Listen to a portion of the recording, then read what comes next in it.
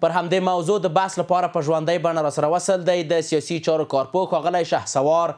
سنګروال صاحب. سنګروال صاحب سړی مشه وخت بخیر، خپرونه ته هم درته ښه راغلاست وایم. سنګروال صاحب د پاکستان دفاع وزیر خواجه آصف ویلي چې د کابل او اسلام آباد ترمنځ جګړه لا نه ده ختمه. وخت ناوخت ښاغلی خواجه آصف همدارنګه ټویټونه کوي په ایکس کې.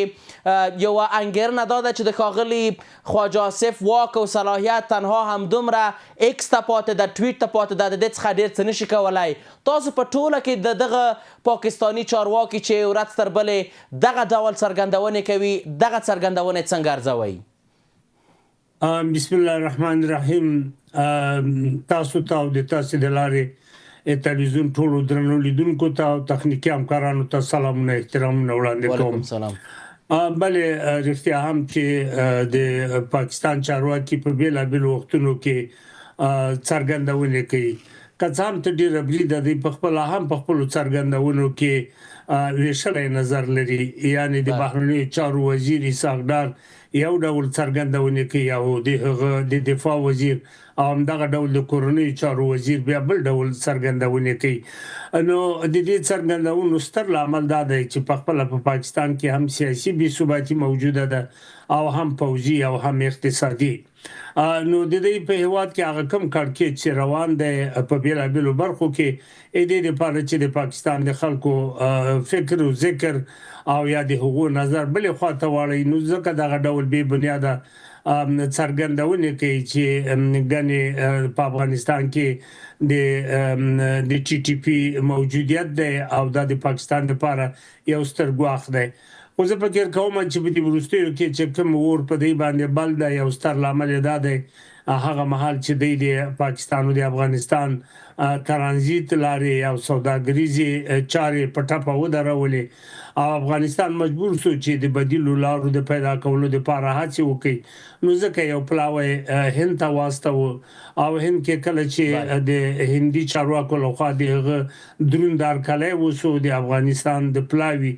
او په تجارتي برخو کې او یا په سیاسي برخو کې تقریبا ښې لاسته راوړنې درلودلې، نو دا یو بل فشار و چې د پاکستان په چارواکو باندې وارد شو او دا چې په دې وروستیو کې ترکیب پاتې ده چې د پاکستاني چارواکو سره د افغانستان او د پاکستان د سیاسي کشالي د حل لارې چارې ولټوي. زه فکر کوم ډېره ښه تجربه په دغه برخه کې د قطر سره هم موجوده ده او د ترکیې سره هم چې په تیرو ناستو کې پاکستان له یوې خوا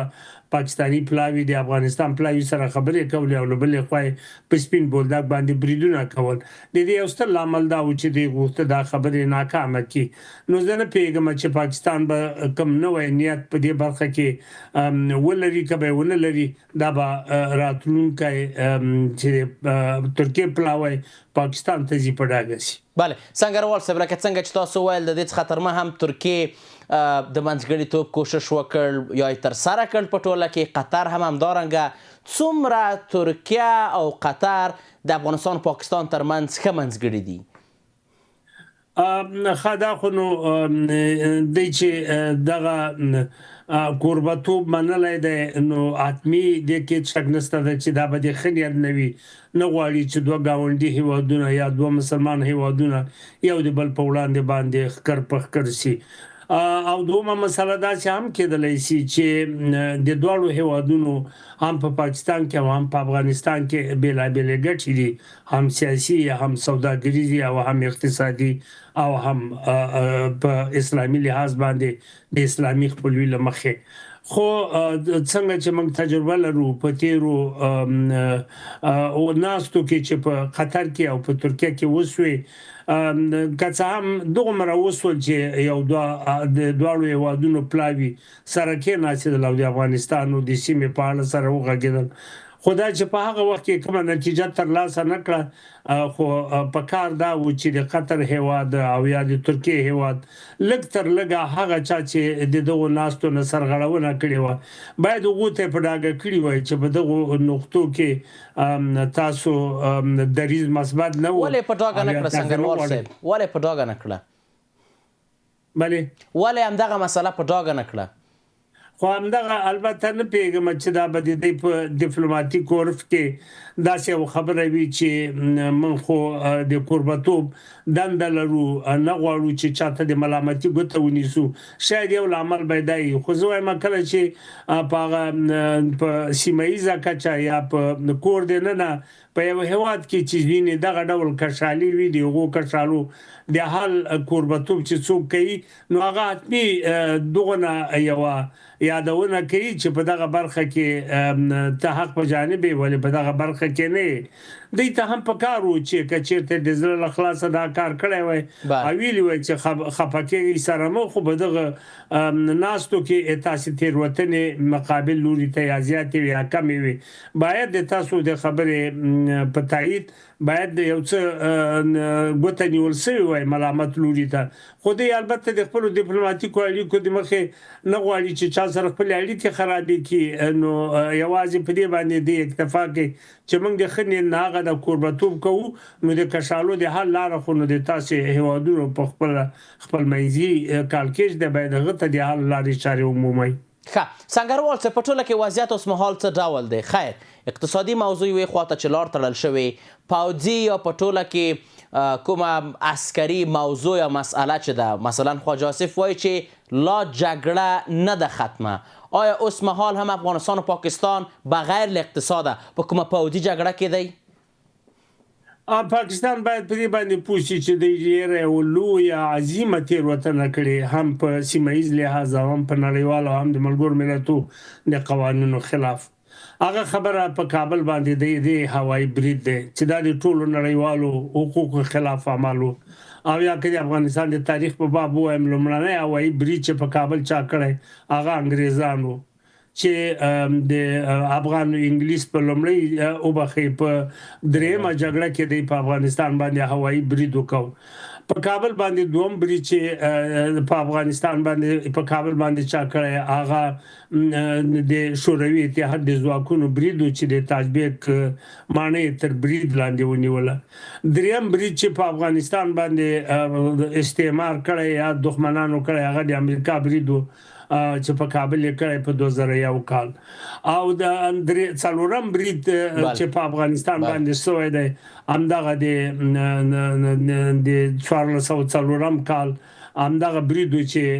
پاکستان په کابل باندې وکاو نو دغه څلورو دښمنو هیوادونو چې په کابل کې برید کړی د کابل هیڅ وګړی د افغانستان هیڅ وګړی به تر د تاریخ تر پانو پورې هیر نکي نو زه د خواجه آصف دی افغان په توګه ورته وایم چې دغه جګړه د دوه هیوادونو په ګټه نه ده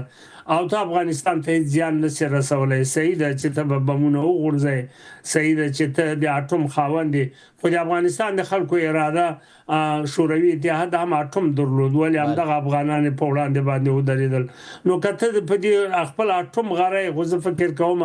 دا ستونزې به درلغاړي سي چې پاکستان لکه څنګه چې په مصنوعي توګه جوړ شوی په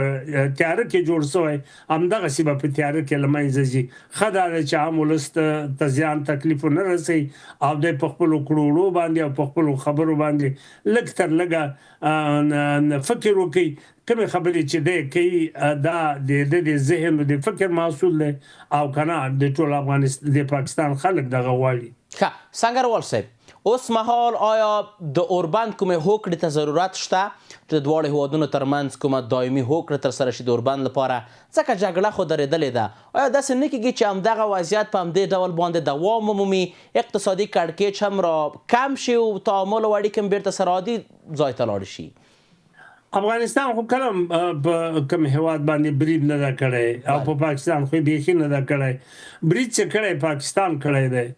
نو بیا چې برید کوي نو پاکستان به کوي ځکه افغانستان خو نه تاسو معلومه ده چې دغه نیمه پیړۍ د تروریزم قرباني ده د جګړې قرباني ده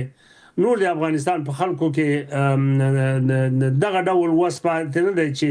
په جګړه کې له چا سره ښکېل شي. خو که چېرته پاکستان یا بل هیواد غواړي بیا جګړه په افغانستان باندې وتپي نو افغان ولس خو که څومره ستړی هم دی بیا هم د خپل هیواد د ساتنې دپاره دوی ډېره کلکه روحیه لري او په خپل کلک هوډ باندې د هر دښمن په وړاندې جنګېږي. نو زه فکر کوم چې د اوربند مسله چې څومره ده دا د پاکستان پورې اړه لري. که چېرته پاکستان بیا په افغانستان برید وکړي نو افغانستان خو مجبور دی ولس چې د خپل خاورې نه دفاع وکړي نو بیا به د هغه په وړاندې باندې هماغسې درېږي لکه څنګه چې د نورو دښمنانو په وړاندې درېدلی دی. نو تر ډېره بریده خو د اوربند د پاکستان پورې اړه لري نه د افغانستان پورې. ښه سنګروال صاحب بیا به راشم منځګړو ته. فکر نه کوئ چې که اوس یو ځل بیا مذاکرات ترسره کیږي یا کومه هوکړه ترسره کیږي یا هم په ټوله کې اوربند ترسره کیږي باید دغه منځګړي تبدیل وای په سیمه کې باید کوم هیوادونه چې دي په ټوله کې د سیمې مشران دي چین باید رامخته شوی وای یا په ټوله کې روسیه باید ویلي وای چې اوس یو وخت دی چې د افغانستان او د پاکستان کړکېچ موږ ورته حل کړو لکه څنګه چې د امریکا ولسمشر ټرمپ په وار ویلي چې زه کولی شم دا جګړه حل کړم.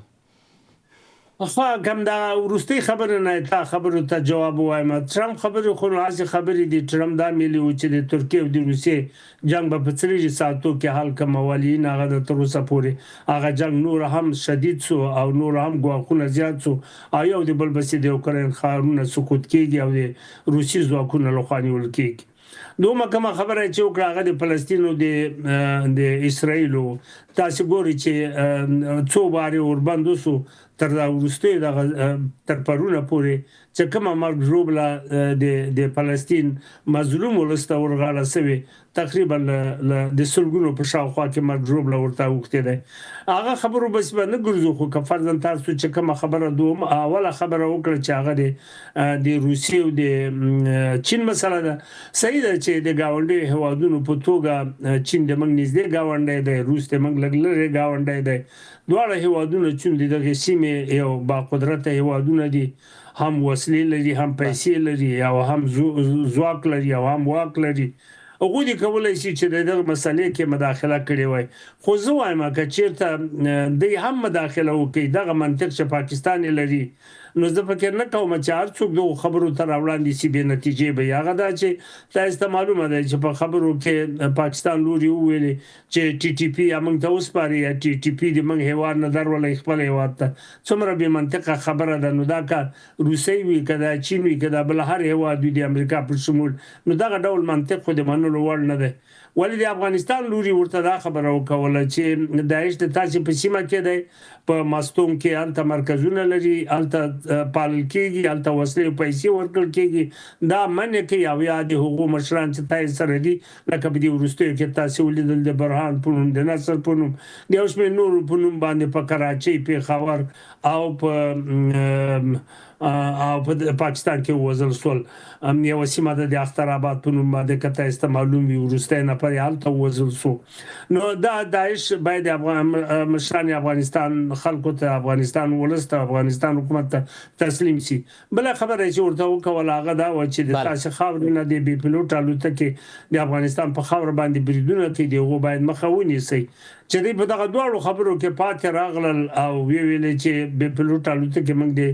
امریکې سره قرارداد لرو امریکا هم نشو منع کولی. نو دا هغه خبرې دي که چېرته په دې کې چین وي په دې کې روسیه وي که بل هر هیواد وي زه فکر نه کوم چې کومې نتیجې ته ورسېږي که چېرته پاکستان دغه ډول غوښتنې د افغانستان د خلکو او د حکومتونو مني. درست. سنګروال صاحب په خپرونه کې ستاسو له حضور څخه نړۍ منندوی یم. کور آباد چې وخت راکړ.